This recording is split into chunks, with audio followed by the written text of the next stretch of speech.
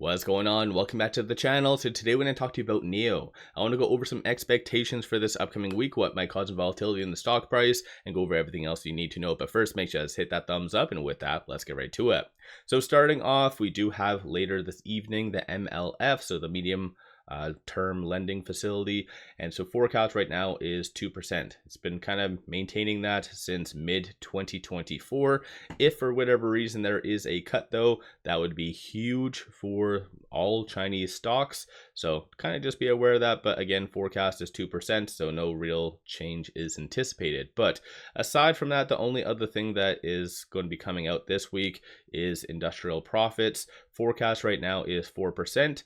Definitely a quick 180 from what was the previous, which is negative 3.3. So that's coming out Wednesday evening at 8:30. Aside from that, the only other thing that has really come out was just people digesting and articles about NIO's recent earnings. And so this one did come out on a side note. So NIO permanently cuts battery swap and charging prices by 34% in Netherlands. So I think NIO has really signaled that they are struggling quite a lot in Europe. And of course, that's not really associated to tariffs or anything. I think it's just lack of demand. And so I think NIO is trying to do a lot of incentivizing things such as this. So that's kind of a good thing.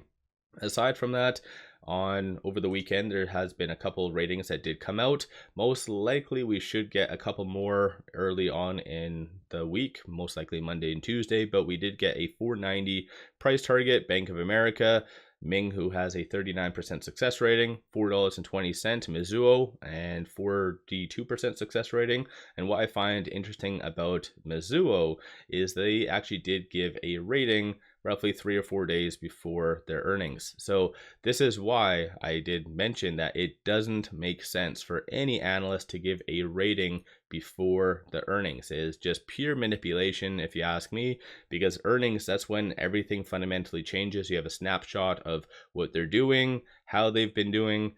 To give a rating before that is just blind. So it's just, I find a lot of these analysts comical. But then again, look at their ratings, 42%. You might as well flip a coin if you're going to be listening to any of these individuals.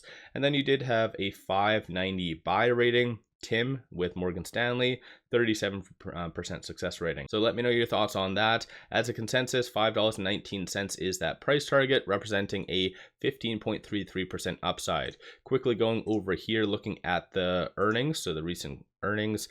These are all the analysts that did participate. So like I said, just 3 giving ratings. Anticipate at least 4 more, possibly maybe even some additional ones that didn't participate in the earnings. So a lot of these ratings could really move NIO if positive, or flip side if negative. So we'll just have to wait and see. But aside from that, going into this upcoming week, 15.86% of the free float is being shorted. Works out to be 211.79 million shares overall are being shorted. Anticipate shorts to be fairly active even on Friday, digesting their earnings. Shorts did increase 2.9 million shares, and just generally you can kind of see shorts have been really doubling down. I did put out a video yesterday, top 5 most heavily shorted EV stocks. NIO was number 3, and again, I think in the past, it's always been like number 5 or not even on that list. But given what shorts have been doing recently, they have been doubling down. So hopefully you guys can see this. It's a little bit better of a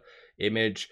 Momentarily between December, end of December and end of February, they kind of kept it around that 11 to 12% range, but recently they just went all for it. I don't know if they were very confident about NIO missing on their earnings or something else. Let me know your viewpoint on that. But with it closing at that 450 mark, that does mean that these over here, so that 13,000 at that 450 essentially did expire in the money. So again, that could really help and benefit it going into this upcoming week. So you had 11,000 at that 3, 16,000 at that 4, and then 13,000 at that 450. It would have been nice for it to close above 5, because there was 93,000 at that $5 strike price, but unfortunately they do expire worthless. So that's kind of the downside of options. But looking forward into this upcoming week, you have 17,000 at that 5, 18,000 at that 550, and then 24,000 at that 6.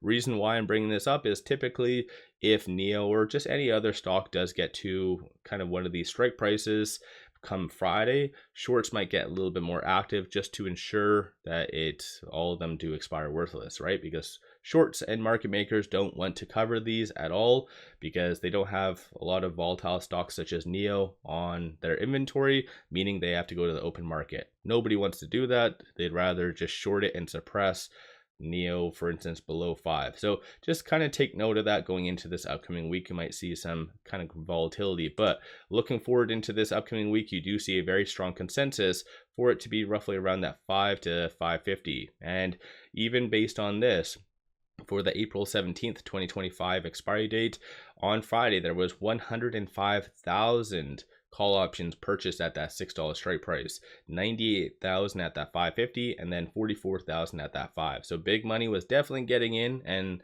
feels maybe next earnings you'll see it above $6. So what's your viewpoint on that? Bears are anticipating for this upcoming week for it to be roughly around that 450. So as far as a risk versus reward standpoint, there is a little bit more upside based on that.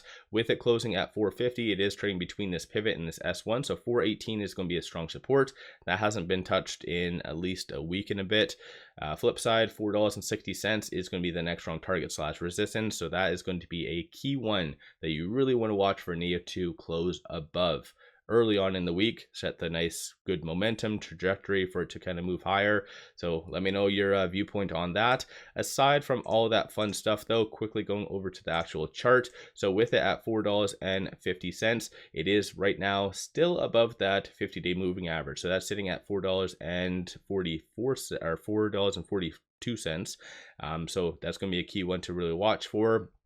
Flip side, $4.58 is going to be that 100-day moving average, and then 200 is 471. So even though it did go down quite a lot on Friday, and I guess even if you want to consider Thursday as well, it could easily go up. And if you're one of those individuals that believes in like gaps need to be filled, there's a pretty big gap right here that essentially, and as well right up here, that could get filled. So again, just kind of keep that in mind. Because of the recent pullback, you did see stochastic RSI get rather neutral. So it's not really considered oversold. If it does continue to maybe retest that 50-day moving average, then it'll be oversold. But I think as of right now, it's just going to be, as far as the technicals, as well as their Tuesday registration numbers. So yeah, I think it's all going to come down to the data and as well analysts. So if analysts give some optimistic, let's say $8 or $10 ratings, then you could see a nice push higher. Flip side, if you see 3s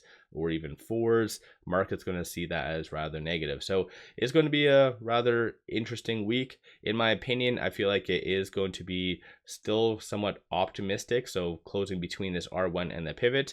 I get their earnings for a lot of the key metrics weren't all that great, but at the same time, it wasn't all that negative to justify like anything sub $4, in my opinion at least. But what do I know? So let me know your thoughts. What do you think of their recent earnings? Where do you think it is going to be by this upcoming week? Do you think it's going to be retesting this S1 or possibly even lower than that? Or do you think it is going to just break out to the 550 or 6? Like, what's your general kind of thoughts on all that? Don't forget to hit that thumbs up and subscribe. I always greatly appreciate that. And then one final thing, pop over to my Patreon and give buy signals on stocks, options, and crypto. Many of them have been absolutely on point and bangers. Definitely worthwhile to pop over there and take a look. With all that, appreciate all of you watching.